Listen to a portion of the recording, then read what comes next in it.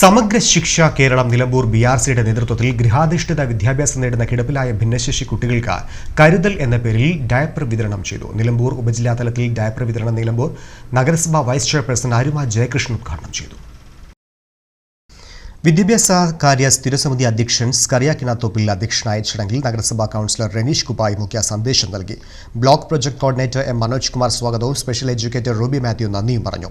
സിയാസി coordinator Manu പൗലോസ് ആശംസകൾ അർപ്പിച്ച് സംസാരിച്ചു. സിയാസി കോർഡിനേറ്റർമാർ, സ്പെഷ്യൽ എഡ്യൂക്കേറ്റർമാർ, രക്ഷിതാക്കൾ, കുട്ടികൾ എന്നിവർ പങ്കെടുത്തു. കിടപ്പിലായ ഭിന്നശേഷി കുട്ടികൾക്ക് ഡയപ്പർ നൽകുന്നതിന് വേണ്ടി നിലമ്പൂർ BRCയുടെ നേതൃത്വത്തിൽ ഡയപ്പർ ബാങ്ക് ആരംഭിച്ചിട്ടുണ്ടായിരുന്നു.